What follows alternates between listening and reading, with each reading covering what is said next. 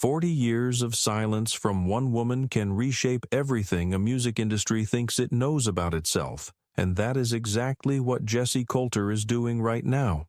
At 82 years old, the woman who stood beside Waylon Jennings through the full storm of the outlaw country era has finally started talking. Not in interviews carefully managed by publicists, not in a memoir softened by time and legal review, but in fragments that have been slipping out in performances and private conversations, and a quietly released album that disappeared from the internet within 72 hours of anyone noticing it existed. She leaned toward a family member recently and said something that stopped the room cold. He left something under the floorboards, and she had never told a single soul. What follows is the story of what that means, who these two people really were behind the mythology Nashville built around them, and why the truth Jessi Colter has been carrying since the 1970s is stranger and heavier than anything the country music world has been prepared to hear. Before Waylon Jennings ever entered her life, Miriam Johnson was building something entirely her own. She grew up in Phoenix, Arizona, the daughter of a preacher, raised inside gospel music, and the particular discipline that comes from learning to treat a song like a prayer rather than a performance.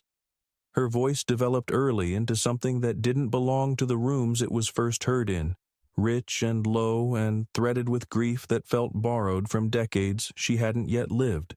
Gospel gave her the foundation, but ambition pulled her toward Nashville and the country music world that was just beginning to crack open in the early 1970s. Her first marriage to Duane Eddy, the legendary guitarist, placed her inside the industry before she fully understood its architecture, and she used those years the way smart people use difficult situations, absorbing everything without letting it define her. When that marriage ended, she walked away from it with a sharper set of instincts and a decision to step forward under a new name. Jessi Colter was born from that decision, and the voice that carried that name onto country radio in 1975 was nobody's supporting act.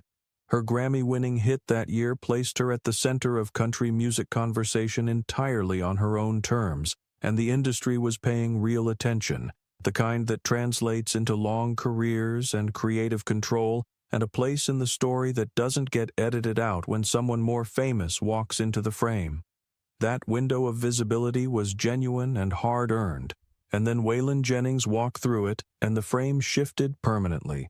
The outlaw country movement had already claimed him as one of its defining figures, a man whose battles with RCA Records and whose refusal to record inside the established Nashville sound system had turned him into a symbol of artistic independence that the industry couldn't quite control and couldn't afford to ignore.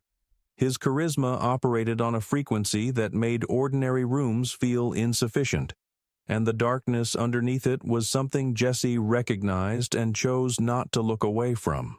She saw the addiction plainly. She saw the volatility and the wreckage and the growing distance between the man and the myth the public had constructed around him. None of that changed her decision. What nobody fully understood at the time, and what Jessi herself has only recently begun to address in any public way, is that her choice to stay beside Waylon Jennings was never rooted in blindness or weakness or the particular kind of romantic delusion that makes for easier storytelling. Her handwritten journals, portions of which have been referenced by people close to her, reveal someone tracking a situation with clear eyes and making calculated decisions about what she could and could not control. She believed, and put this belief into writing more than once, that leaving would accelerate Waylon's destruction to a speed nothing could survive. That calculation may have been correct. What it cost her to be right about it is a separate and much longer conversation. Their relationship moved the way Waylon himself moved, at full intensity and without warning, swinging between tenderness and chaos in cycles that wore down everyone around them except Jessi, who somehow absorbed each swing and kept standing. He disappeared for days and sometimes for weeks at a stretch, leaving her in a silence she had not chosen and was required to inhabit alone. and when he returned, she met him without the cold and righteous anger that most people in her position would have brought to the door. Friends noticed the bruises, the emotional ones at minimum, and Jessi denied everything, held the line publicly, maintained the image of a marriage that was difficult but functional. Behind that image, she kept a notebook hidden from everyone in her orbit, and what she logged inside it reads less like a diary and more like surveillance documentation. Aliases Waylon used at hotel check-ins, names of people she'd never met who kept showing up in his orbit, patterns of disappearance mapped across months and years. Page after page of a woman managing a crisis that the music industry had collectively agreed not to acknowledge because the myth of Waylon Jennings was worth more to everyone's bottom line than the truth of him. The cocaine had moved well past habit by the late 1970s and into something closer to possession, reshaping his days and distorting his perceptions in ways that became increasingly difficult to contain. Jessi would find him pacing the floor at 4 a.m, eyes bloodshot and voice raised about government surveillance and people moving inside the walls and music only he could hear.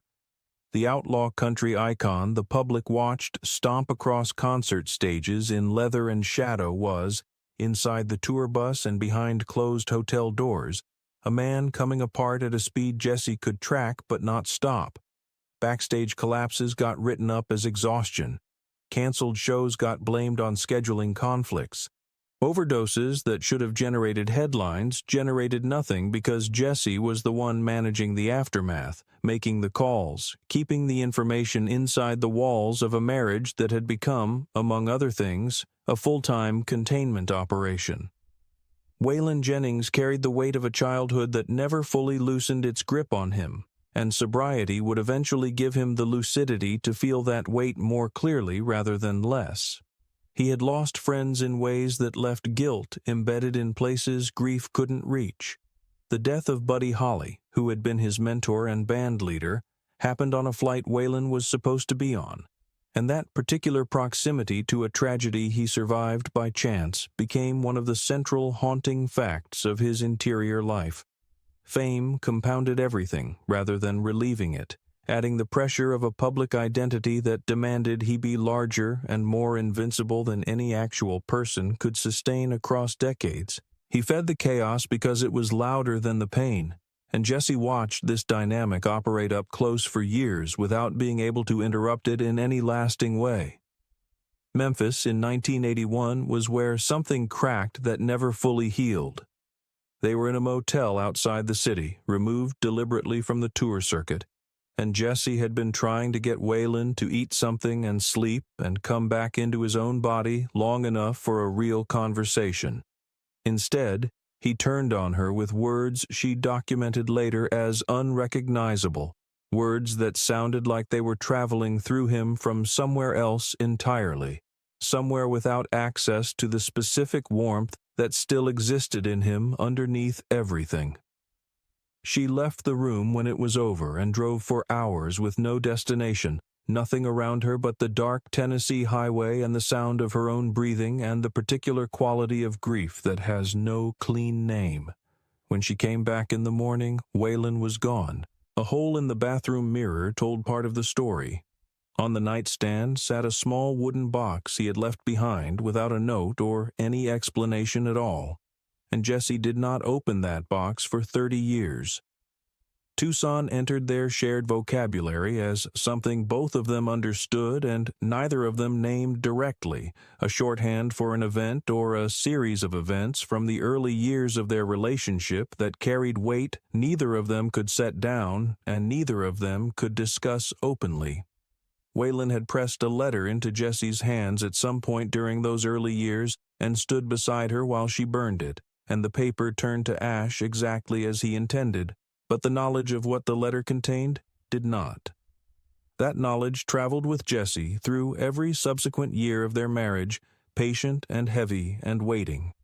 The piano became her refuge during the years when everything else was fracturing. A baby grand appeared at their home with no accompanying card, only a faded inscription carved into the underside of the lid that read, "To the one who stayed." Waylon never acknowledged it. Jessi began playing again at night, quietly, working her way through gospel hymns and songs she hadn't touched in years, and that return to the instrument started pulling buried memories forward with a consistency that felt almost deliberate. The melody that came back most insistently was connected to Tucson, and the more she played it, the closer the full shape of that memory moved toward the surface. By the late 1980s, Waylon had fought his way back from the worst of the addiction, and sobriety returned to him the unwelcome clarity to remember what the drugs had blurred. One evening, Jessi was at the piano playing a gospel tune when he settled beside her and reached over and stilled her hands mid-chord without speaking. The silence between them stretched long enough to become uncomfortable before he said, quietly and without preamble, that he never should have made her burn it. No additional context offered, no name for the thing, no explanation of what burning it had or hadn't solved. Jessi's journal entry from that night reads, "There is a reason I stopped singing that year, something I saw, something I did."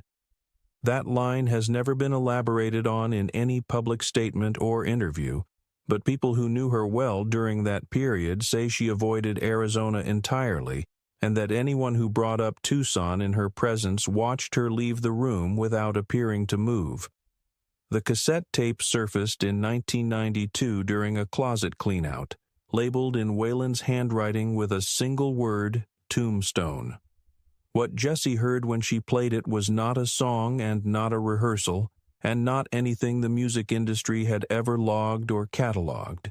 Waylon's voice on that tape was crying, confessing, moving through a rambling account of a choice made in 1974 that he described as having buried more than a name. The recording was clearly never intended for any listener other than possibly himself, a private confession made in a home studio late at night with no engineer present and no master reel logged with RCA records. Jessi listened once all the way through and then locked it away in a fireproof box alongside the wooden box from Memphis and a photograph she had kept carefully hidden since the early years of their marriage. The photograph showed Waylon standing outside an unfamiliar church with a man she had never been introduced to or seen identified anywhere. On the back of it, written in faded ink, 4 words, "Don't forget what we did." A private investigator hired quietly and kept entirely off any official record traced the church in the photograph and worked to identify the stranger standing beside Waylon. What came back pointed toward a desert cemetery outside of Tucson, an unmarked grave, and a sealed court document from 1975 that had been buried under aliases and layers of bureaucratic complexity that appeared specifically designed to resist examination. Jessi never disclosed the document's contents to anyone, not to her son, not to close friends, not to industry contacts who asked over the years. Her response to a journalist who pressed her on the subject of the heaviest burden she had ever carried was characteristically oblique, noting only that some things could be forgiven by heaven alone. Country music historians who have researched the Waylon Jennings legacy have described that statement as the most revealing thing Jessi Colter ever said in public, precisely because of what it refused to clarify. Waylon died in February of 2002. And with him went the only other person alive who understood the full weight and shape of what they had buried together. Jessi was left alone with it for the first time across the 40-year span of carrying it, and the particular quality of that aloneness was something she did not discuss and appeared unable to adequately describe. The tribute shows came, and the flowers arrived, and the industry released its statements about the Outlaw era and its irreplaceable king, and Jessi received all of it with the grace of someone who had been performing composure for long enough that the performance and the reality had become difficult to separate even for her. A year after Waylon's death, an envelope arrived at her home with no return address. Inside was a photocopy of the hidden photograph. But this version contained something the original did not, a second figure visible in the background, blurry at the edges but unmistakably her own face looking back at her. Below the image, one typed line, "The truth does not stay dead forever. Jessi disappeared for 3 days without telling her son or any close friend where she was going, and when she came back, she fed every journal she had kept across decades into the backyard fire pit and stood over the smoke for hours, while neighbors watched and understood this was not a moment that invited questions. Gone were the entries about Waylon's movements, the aliases, the patterns, the accumulated documentation of a marriage that had functioned partly as a surveillance operation.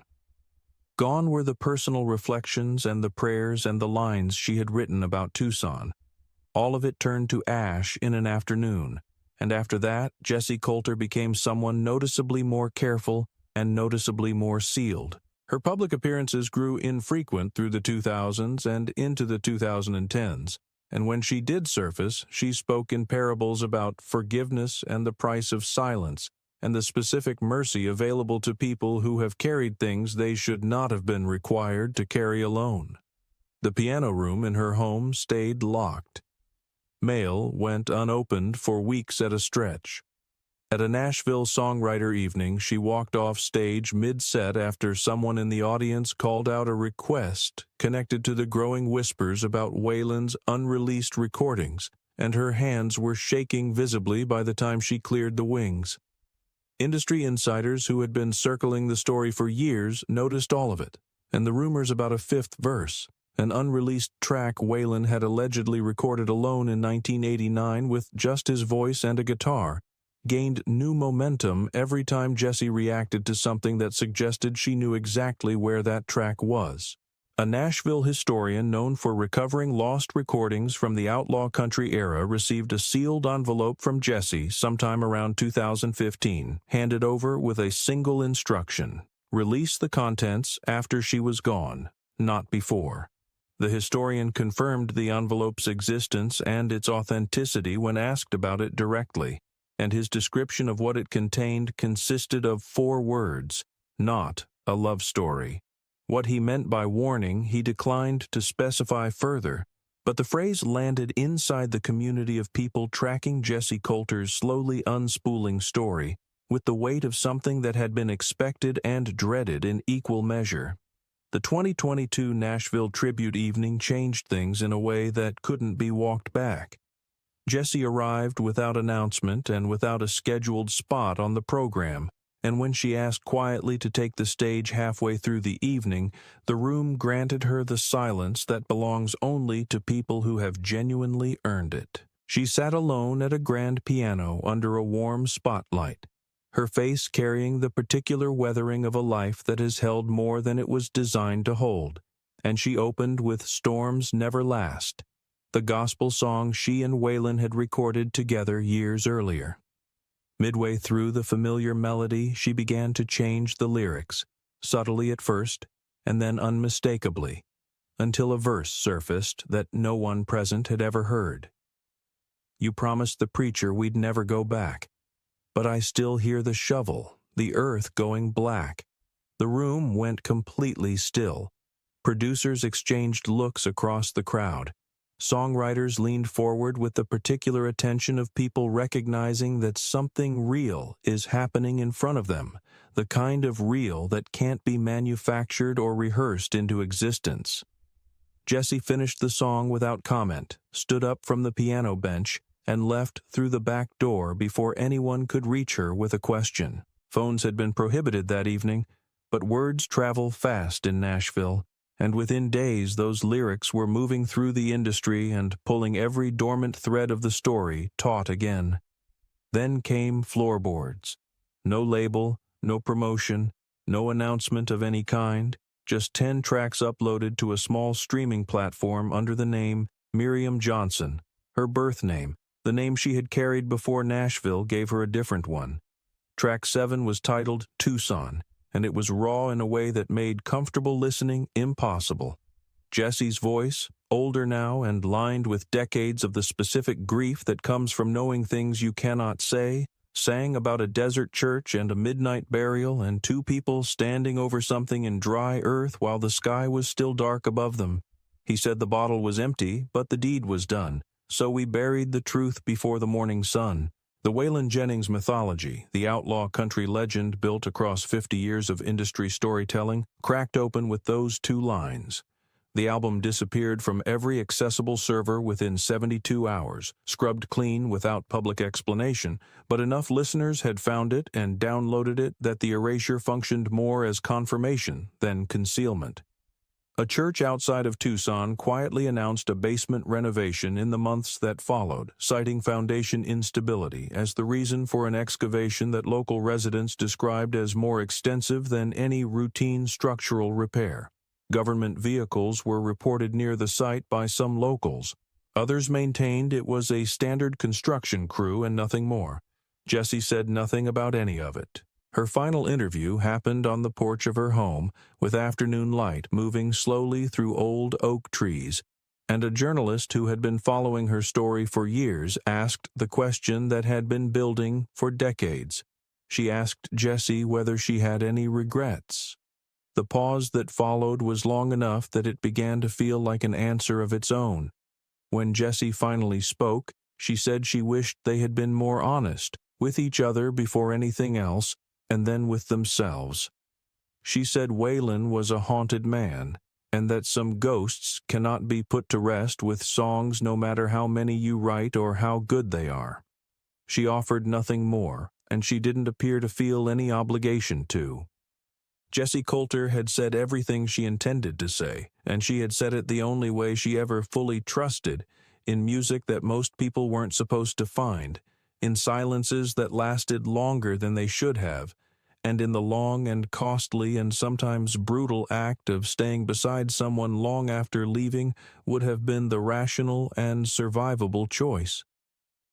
Whatever remains under those floorboards now, whatever truth or secret or buried reckoning has been patient in the dark since the middle of the 1970s, it belongs to her. It has always belonged to her, and the melody of it, quiet and low and carrying all the weight of a woman who kept her promise longer than anyone had a right to ask, is finally starting to surface.